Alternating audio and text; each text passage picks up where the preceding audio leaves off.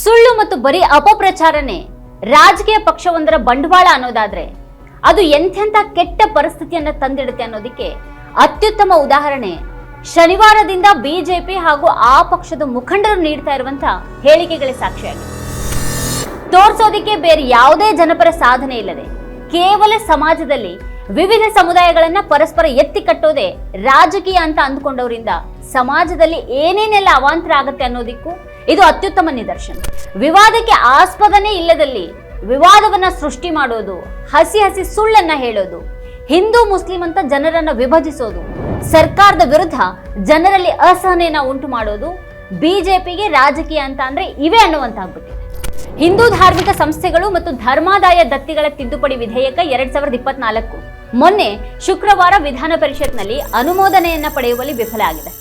ಶುಕ್ರವಾರ ಮುಜರಾಯಿ ಸಚಿವ ರಾಮಲಿಂಗಾರೆಡ್ಡಿ ಅವರು ಮಂಡಿಸಿದಂತಹ ಈ ಒಂದು ವಿಧೇಯಕ ಮೇಲ್ಮನೆಯಲ್ಲಿ ತಿರಸ್ಕೃತವಾಗಿ ಸರ್ಕಾರಕ್ಕೆ ಮುಖಭಂಗ ಆಗಿದೆ. ವಿಧೇಯಕದಲ್ಲಿನ ಕೆಲವು ಅಂಶಗಳಿಗೆ ಬಿಜೆಪಿ ಸದಸ್ಯರು ತೀವ್ರ ಆಕ್ಷೇಪವನ್ನು ವ್ಯಕ್ತಪಡಿಸಿದರು. ದೇಗುಲಗಳ ನಿವ್ವಳ ಆದಾಯದಲ್ಲಿ 10% ನಿಧಿ ಸಂಗ್ರಹ ಮಾಡೋದು ಸರಿಯಲ್ಲ, ಈ ನಿರ್ಧಾರವನ್ನ ಕೈ ಬಿಡಬೇಕು ಅಂತ ಒತ್ತಾಯಿಸಿದ್ರು. ಈ ಮಧ್ಯ ವಿಧೇಯಕವನ್ನ ಧ್ವನಿಮತಕ್ಕೆ ಹಾಕೋದಿಕ್ಕೆ ಉಪಸಭಾಪತಿಯವರು ಸೂಚಿಸಿದ್ರು. ಆದ್ರೆ ಕಾಂಗ್ರೆಸ್ನ ಕೇವಲ 9 ಸದಸ್ಯರು ಮಾತ್ರ ಸದನದಲ್ಲಿದ್ದು ಬಿಜೆಪಿ ಜೆಡಿಎಸ್ ಸದಸ್ಯರು ವಿಧೇಯಕದ ವಿರುದ್ಧ ಮತ ಹಾಕಿದ್ರಿಂದಾಗಿ ಅದು ತಿರಸ್ಕಾರಗೊಂಡಿತು. ಈ ವಿಧೇಯಕ ತಿರಸ್ಕೃತವಾದ ಬೆನ್ನಿಗೆನೆ ಬಿಜೆಪಿ ಸರ್ಕಾರದ ವಿರುದ್ಧ ಅಪಪ್ರಚಾರವನ್ನ ಶುರು ಮಾಡಿಬಿಟ್ಟು, ಜಾಗೃತರಾಗಿ ಹಿಂದೂಗಳೇ, ದೇವರ ಹುಂಡಿಗೆ ಕನ್ನ ಹಾಕ್ತಿದ್ದಾರೆ ಕನ್ನರಾಮಯ್ಯನವರು, ಹಿಂದೂಗಳು ದೇವಸ್ಥಾನದ ಹುಂಡಿಗೆ ಹಾಕುವಂತಹ ದಾನವನ್ನ ಸಿದ್ದರಾಮಯ್ಯ ಅವರ ಹುಂಡಿಗೆ ವರ್ಗಾಯಿಸೋದಿಕ್ಕೆ ಕಾಂಗ್ರೆಸ್ ಸಿದ್ಧತೆಯನ್ನ ಮಾಡಿಕೊಂಡಿದೆ ಅಂತ ಅಪಪ್ರಚಾರ ಹಾಗೂ ಒಂದು ಸುಳ್ಳಿನ ಅಭಿಯಾನವನ್ನೇ ಶುರು ಮಾಡಿತು ಬಿಜೆಪಿ. ಅದರ ಬೆನ್ನಿಗೆ ಸರ್ಕಾರದ ಖಜಾನೆಯನ್ನ ಬೇಕಾಬಿಟ್ಟಿ ಬರಿದು ಮಾಡಿ ದೇವಸ್ಥಾನಗಳ ಹುಂಡಿಗೆ ಕೈ ಹಾಕೋದಿಕ್ಕೆ ಸಿದ್ದರಾಮಯ್ಯ ಸರ್ಕಾರ ಧರ್ಮಾದಾಯ ವಿಧೇಯಕ ಮಸೂದೆಯನ್ನು ಅಂಗೀಕರಿಸೋದಿಕ್ಕೆ ಮಾಡಿದಂತಹ ಪ್ರಯತ್ನ ಬಿಜೆಪಿಯ ಸೈದ್ಧಾಂತಿಕ ಬಲದಿಂದ ವಿಫಲ ಆಗಿದೆ. ಭಾರತೀಯ ಧರ್ಮವನ್ನ ದುರುಪಯೋಗಪಡಿಸಿ ದೇವಸ್ಥಾನಗಳ ಹಣ ಹೊಡೆಯುವಂತಹ ಹುನ್ನಾರ ಮಾಡಿದಂತಹ ಕಾಂಗ್ರೆಸ್ ಸರ್ಕಾರಕ್ಕೆ ಸೋಲಿನ ಪಾಠದ ರುಚಿ ಸಿಕ್ಕಿದೆ.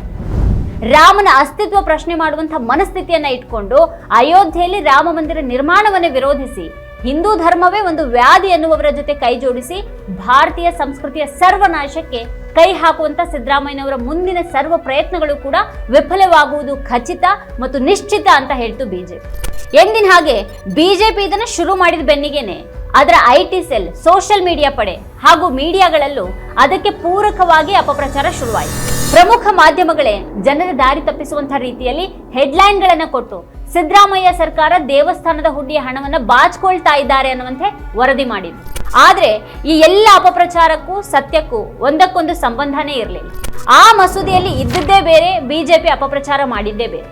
ಮುಜರಾಯಿ ಇಲಾಖೆ ವ್ಯಾಪ್ತಿಯ 1 ಕೋಟಿಗೂ ಅಧಿಕ ಆದಾಯ ಇರುವಂತಹ ದೇವಸ್ಥಾನಗಳ ಹುಂಡಿಯಿಂದ ವರ್ಷಕ್ಕೆ 10% ಹಾಗೂ 10 ಲಕ್ಷದಿಂದ 1 ಕೋಟಿವರೆಗಿನ ಆದಾಯ ಇರುವಂತಹ ದೇವಸ್ಥಾನಗಳ ಹುಂಡಿಯಿಂದ 50%ನ್ನ ಸಾಮಾನ್ಯ ಸಂಗ್ರಹಣಾ ನಿಧಿಗೆ ಸಂದಾಯ ಮಾಡೋದು, ಹಾಗೆ ಸಂಗ್ರಹವಾದಂತಹ ನಿಧಿಯನ್ನ ಸಿ ವರ್ಗದ ದೇವಸ್ಥಾನಗಳಿಗೆ ಬಳಸೋದನ್ನ ಕಡ್ಡಾಯಗೊಳಿಸುವಂತಹ ಪ್ರಸ್ತಾವ ಆ ಒಂದು ಮಸೂದೆಯಲ್ಲಿ.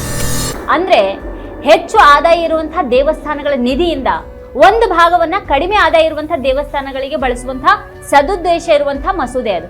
ಅದರಲ್ಲಿ ಸರ್ಕಾರ ದೇವಸ್ಥಾನಗಳ ಹುಂಡಿಗೆ ಕೈ ಹಾಕ್ತು ಅಂತ ಹೇಳೋದಿಕ್ಕೆ ಆಸ್ಪದನೇ ಇಲ್ಲ. ಆದ್ರೆ ಈ ಬಿಜೆಪಿಗೂ ಸತ್ಯಕ್ಕೂ ಆಗ್ಬರೋದೇ ಇಲ್ಲ. ಹಾಗಾಗಿ ಬಿಜೆಪಿ ಮಸೂದೆ 2ನೇ ಭಾಗವನ್ನ ಮುಚ್ಚಿಟ್ಟು ಸರ್ಕಾರ ದೇವಸ್ಥಾನದ ಹುಂಡಿಯಿಂದ ಹಣವನ್ನ ಬಾಚಿಕೊಳ್ತಾ ಇದೆ ಅಂತ ಸುಳ್ಳು ಪ್ರಚಾರವನ್ನ ಶುರು ಮಾಡಿಬಿಟ್ಟು ರಾಜ್ಯದ ದೇವಾಲಯಗಳ ಹುಂಡಿ ಹಣವನ್ನ ಈ ರಾಜ್ಯ ಸರ್ಕಾರ ಒಳ್ಳೆಯ ಕಾರ್ಯಗಳಿಗೆ ಬಳಸ್ತಾ ಇದೆಯೇ ಹೊರತು ಯಾವುದೇ ರೀತಿಯಲ್ಲೂ ದುರುಪಯೋಗ ಆಗ್ತಾ ಇಲ್ಲ.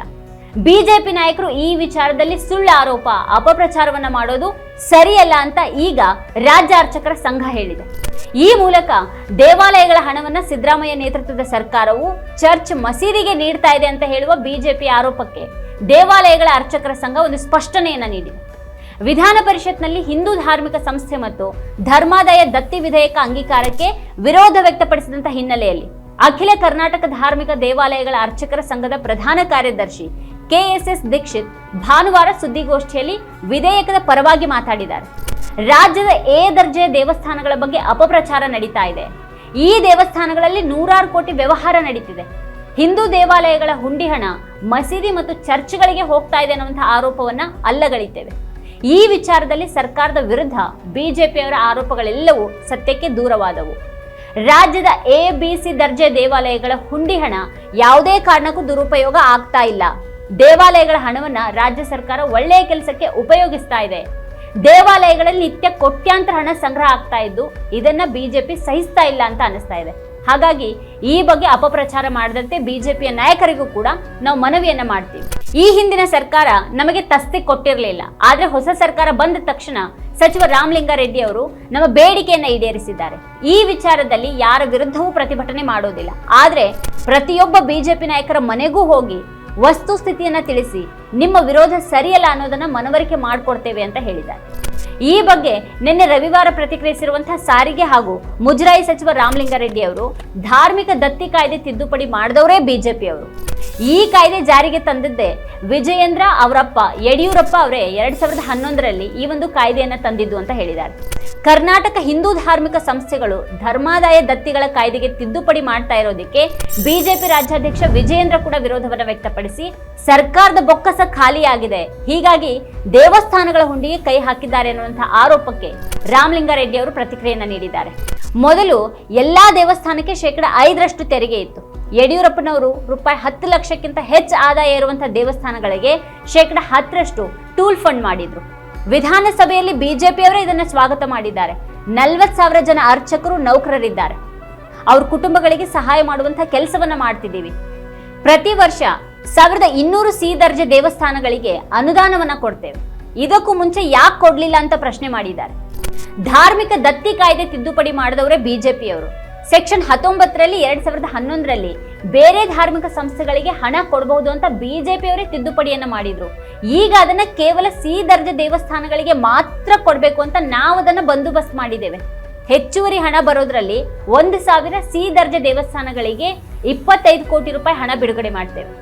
7 ಕೋಟಿ ರೂಪಾಯಿ ವೆಚ್ಚದಲ್ಲಿ 40,000 ಅರ್ಚಕರಿಗೆ 5 ಲಕ್ಷ ವಿಮೆ ಮಾಡಿಸ್ತೇವೆ. ಅರ್ಚಕರ ಮಕ್ಕಳ ವಿದ್ಯಾಭ್ಯಾಸಕ್ಕೆ 5 ಕೋಟಿ ಶಿಷ್ಯ ವೇತನ.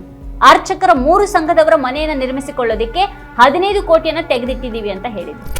ದತ್ತಿ ಕಾಯ್ದೆ ಮುಸ್ಲಿಮರ ಮಸೀದಿಗಳಿಗೂ ಅನ್ವಯವಾಗುತ್ತಾ ಅನ್ನುವಂತಹ ಮಾಧ್ಯಮದವರ ಪ್ರಶ್ನೆಗೆ ಉತ್ತರಿಸಿದಂತ ಅವರು ಅವರಿಗೆ ಒಂದು ನಯಾ ಪೈಸೆ ಕೂಡ ಕೊಡೋದಿಲ್ಲ. ಈ ಕಾಯ್ದೆ ಬಂದದ್ದು 1997ರಲ್ಲಿ, ಆದ್ರೆ ಜಾರಿಯಾಗಿದ್ದು 2003ರಲ್ಲಿ.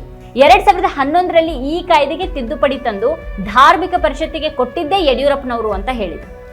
ನಾನು ಹಿಂದೂ ಧಾರ್ಮಿಕ ಪರಿಷತ್ಗೆ ಮಂತ್ರಿ, ಅವರದ್ದು ಬೇರೆ ನಮ್ಮದು ಬೇರೆ ಕಾನೂನಿರುತ್ತಾ? ದೇವಸ್ಥಾನಗಳ ಹಣ ಮಸೀದಿಗಳಿಗೆ ಹೋಗೋದಿಲ್ಲ.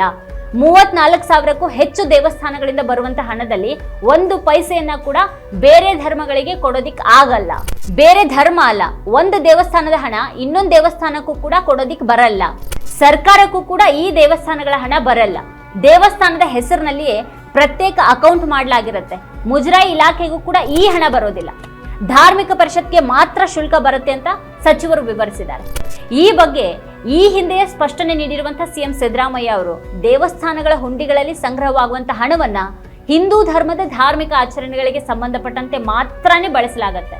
ಅಮಾಯಕ ಹಿಂದೂಗಳನ್ನ ನಮ್ಮ ಸರ್ಕಾರದ ವಿರುದ್ಧ ಎತ್ತಿ ಕಟ್ಟುವಂತಹ ದುರುದ್ದೇಶದಿಂದಾಗಿ ಬಿಜೆಪಿ ನಾಯಕರು ಸುಳ್ಳು ಹೇಳಿಕೆಯನ್ನ ನೀಡ್ತಾ ಇದ್ದಾರೆ ಅಂತ ಹೇಳಿದ್ರು. ಒಟ್ಟಾರೆ ಇಲ್ಲದ ವಿವಾದವನ್ನ ಸೃಷ್ಟಿಸಿ ಬಿಜೆಪಿ ಸಮಾಜದಲ್ಲಿ ಪ್ರಕ್ಷುಬ್ಧತೆಯನ್ನ ಸೃಷ್ಟಿ ಮಾಡೋದಕ್ಕೆ ಪ್ರಯತ್ನ ಪಡ್ತಾ ಇದೆ. ಅಷ್ಟೇ ಅಲ್ಲ, ಸರ್ಕಾರ ಖಜಾನೆ ಹಣವನ್ನ ಬೇಕಾಬಿಟ್ಟಿ ಖರ್ಚು ಮಾಡ್ತಾ ಇದೆ ಅಂತ ಹೇಳೋ ಮೂಲಕ ಬಿಜೆಪಿಯವರು ಸರ್ಕಾರದಿಂದ ಸಂವಿಧಾನಬದ್ಧ ಹಕ್ಕಾಗಿ ಸೌಲಭ್ಯಗಳನ್ನ ಪಡಿತಾ ಇರುವಂತಹ ಈ ರಾಜ್ಯದ ಬಡ ಹಿಂದೂಗಳನ್ನ ಅವಮಾನಿಸಿದ್ದಾರೆ. ಬಿಜೆಪಿಯ ಈ ಜನದ್ರೋಹಿ ರಾಜಕಾರಣವನ್ನ ರಾಜ್ಯದ ಜನರು ಗುರುತಿಸಬೇಕಾಗಿದೆ. ಈ ರಾಜ್ಯದ ದೇವಸ್ಥಾನಗಳು ಹಾಗೂ ಅರ್ಚಕರ ಪರವಾಗಿರುವಂತಹ ಮಸೂದೆಯನ್ನ ಬೆಂಬಲಿಸಬೇಕಾಗಿದೆ. ಇದೇ ಈ ಹೊತ್ತಿನ ಸ್ಪೆಷಲ್. ನೋಡ್ತಾ ಇರಿ ವಾರ್ತಾ ಭಾರತಿ. ನೀವಿನ್ನು ವಾರ್ತಾ ಭಾರತಿ ಯೂಟ್ಯೂಬ್ ಚಾನಲ್ಗೆ ಸಬ್ಸ್ಕ್ರೈಬ್ ಆಗಿಲ್ಲ ಅಂದ್ರೆ ಕೂಡಲೇ ಸಬ್ಸ್ಕ್ರೈಬ್ ಆಗಿ, ಹಾಗೆಯೇ ಪಕ್ಕದಲ್ಲಿರೋ ಬೆಲ್ ಐಕಾನ್ ಪ್ರೆಸ್ ಮಾಡಿ.